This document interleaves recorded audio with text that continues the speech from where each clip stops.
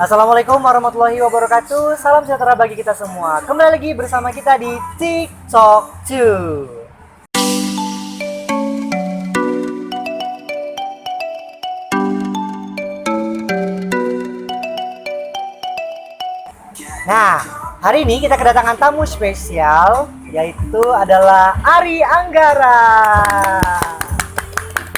Halo, apa kabar Bang Ari? Alhamdulillah baik, bagus, dan akhirnya kita ketemu ya Gus. Akhirnya ketemu juga. Teman-teman mau tahu enggak? Susahnya jumpa dengan orang ini. Hari pertama itu mau jumpa hujan. Dengan petir-petirnya. Iya, jadi susah banget yang Ya, ngurus nentuin jadwalnya itu memang susah banget. Bagus juga sibuk, dan aku juga sibuk dengan keseharianku yang nggak penting banget sebenarnya. Apa kabar Bang Ari? Alhamdulillah baik Gus, tadi udah ditanyakan, udah baik. Jadi kesibukan sehari-hari ini? Kesibukannya untuk saat ini ya, aku juga lagi sibuk ngerasain pendidikan. Aku lagi skripsian sekarang. Terus sekarang aku juga lagi magang juga kan di Balai Bahasa sebagai reksa bahasa. Nah, itu selama setahun. Nanti di bulan Desember kontraknya udah selesai. Oh itu gitu. aja sih. Oh iya. Tadi ada kata kunci ya, reksa. Reksa bahasa itu apa Bang? Boleh sedikit aja cerita. Belum kita ke inti gitu kan. Sedikit aja kita cerita. Jadi reksa bahasa itu bisa disebut sebagai penjaga bahasa atau polisi bahasa. Nah, jadi dia yang akan menjaga bahasa biar tetap digunakan dengan baik dan benar oleh masyarakat. Oh gitu. Berarti jadi itu lebih kepada perpanjangan tangan pemerintah ya, karena pemerintah nggak mungkin nggak mungkin merangkul anak muda satu persatu atau satu. Jadi berdayakanlah kami sebagai reksa bahasa seperti itu. Oh gitu. Berarti Bang Ari perwakilan dari Provinsi Kalimantan Barat. Ya. Bukan seperti itu. Oh benar. Oh ya, yang baru tahu tentang reksa bahasa, yang barusan dijelaskan oleh Bang Ari, itulah mengenai tentang reksa bahasa, yaitu adalah penjaga bahasa atau polisi bahasa. Ya, luar biasa. Dan Bang Ari ini ya, teman-teman TikTok tuh dimanapun Anda berada, ini adalah pasangan yang kemarin bersama saya juga sedang berbincang-bincang, yaitu pasangan dari Kak Fuzi. Dan beliau adalah seorang duta bahasa Kalimantan Barat tahun 2019. Luar biasa. Bagaimana Bang Ari pengalaman selama menjabat menjadi duta bahasa Kalimantan Barat sampai berangkat ke nasional? Pengalamannya, jadi sebenarnya Gus, pada awalnya aku nggak ada niatan untuk join duta-dutaan gitu. Jadi aku nggak ada niatan untuk gabung ke kompetisi seperti duta bahasa atau duta-duta yang lain. Pada awalnya tuh aku memang lihat informasinya dari sosial media, ke media Instagram. Aku lupa itu lihatnya di mana, cuman aku ingatnya aku lihat informasinya tuh di media sosial Instagram. Dan pada saat itu aku tertarik untuk tahu tentang duta bahasa. Pada saat itu aku belum ada interest untuk join nih, cuman cari tahu apa sih duta bahasa gitu. Terus aku tanyain sama orang-orang yang memang udah berkecimpung di dunia perdutaan seperti itu. Terus aku juga nanya sama senior aku di kampus tentang duta bahasa ini. Nah, dan mereka juga yang kayak support banget aku buat ikut. Padahal aku cuma nanya pada saat itu ya.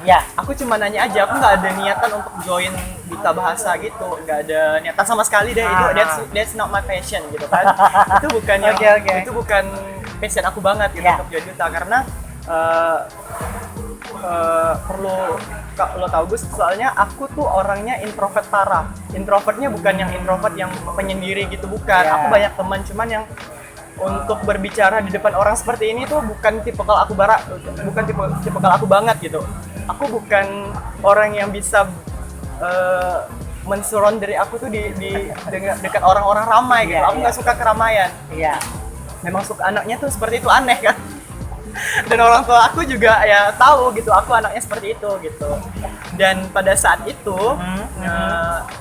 banyaklah orang-orang yang mendukung aku untuk join ke duta bahasa gitu kan pada saat itu. Ya. Padahal aku belum ada pengalaman banget di dunia perdutaan seperti ini gitu kan. Cuman ya karena coba aja deh gitu kan, why not gitu kan, kalau misalnya ya Keluar dari zona. iya aku I wanna try Okay. time gitu kan, aku mau coba aja deh Iya. keluar dari zona nyaman aku, soalnya aku udah pada saat itu aku bosan banget dengan kehidupan aku yang tidak produktif sama sekali. Pada Tidak saat itu. produktif loh teman-teman. Iya.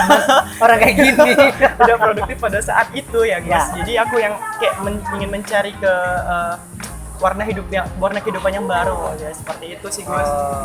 Jadi join masuk duta bahasa, ketemu sama teman-teman baru tentunya kan, terus dapat pengetahuan baru, pengalaman baru, dan sebenarnya intinya bukan itu. Pada saat terpilih untuk Ya. menjadi duta bahasa, di situ ada tanggung jawab di situ Gus, bahkan benar. ada beban yang lebih berat lagi pada dibanding sebelum kita menjadi duta gitu. Iya. Ada tanggung jawab Benar. moral di situ.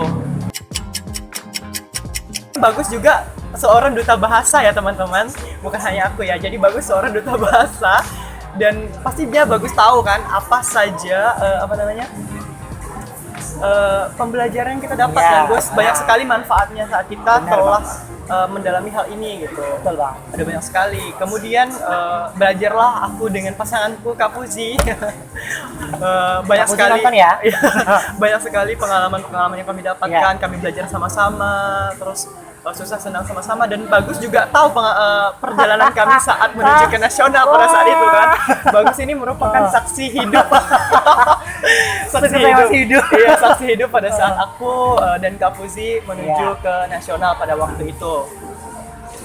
Sampai ya nggak, kalau mau diceritain panjang lebar banget ya Gus, panjang kali lebar banget ya. Jadi ya pada intinya itu, terus kami diberi kesempatan untuk merepresentasikan Kalbar pada saat itu di ajang pemilihan duta bahasa nasional Iya. bersama seluruh duta bahasa di seluruh provinsi di Indonesia. Wah, luar biasa. Latar pendidikan Bang Ari, Oke. kenapa kok jatuhnya bisa ke bahasa gitu ya? Iya. Padahal sosok Ari ini bukan di bidang bahasa loh. Iya, bukan di bidang kebahasaan Gus. Jadi aku itu lagi menempuh pendidikan di pendidikan biologi. Pendidikan biologi. Eskip Untar. Teman-teman dengar, Iya. pendidikan biologi. Jatuhnya ke bahasa. Jauh. Nggak Tapi relate banget. Tidak ada. Nggak batasan relevan gitu. banget Nggak dengan relevan. background pendidikan aku kan. Cuman ya itu tadi bahasa itu tadi yang membawa aku ke sini gitu. Karena aku mencintai bahasa gitu. Love bahasa. Iya, karena aku mencintai bahasa, karena sebenarnya bahasa itu bukan ilmu eksak gitu yang mesti pasti gitu kan. Benar-benar. Bahasa itu bisa dipelajarin oleh semua orang, dan semua orang itu juga bisa mengeksplor bahasa itu gitu. Mau bahasa Indonesia kayak mau bahasa daerah, mau bahasa Jerman, bahasa Inggris, bahasa Prancis, bahasa Korea, berbagai macam bahasa itu bisa kita pelajarin. Iya. Kan ada semboyan ya kalau Trigatra ya. Semboyan Iya. tahu? Semboyan kan? Trigatra bangun bahasa. Apa itu Bang? Boleh dong dijelaskan Trigatra sama bangun bahasa. teman-teman TikTok. Iya. Iya. Trigatra bangun bahasa itu ada 3 poin di situ. Iya. Satu, Utamakan bahasa Indonesia. utamakan bahasa Indonesia. Kedua, lestarikan bahasa daerah. Lestarikan bahasa daerah. Dan ketiga, kuasai bahasa Kuasai asing. bahasa asing. Nah, di situ sudah jelas sekali kalau kita sebagai generasi muda tentunya Iya.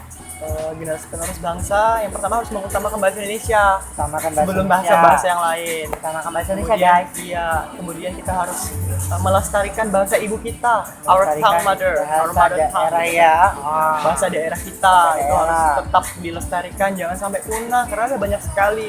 Kita kan dikenal dengan Indonesia itu dikenal dengan multibahasa, kan banyak sekali bahasa yang ada di Ya. Indonesia, dan kita juga tidak harus, bukan berarti kita mengutamakan bahasa Indonesia, berdasarkan bahasa daerah, bukan berarti kita mengesampingkan pentingnya bahasa Inggris, bahasa asing maksudnya. Iya.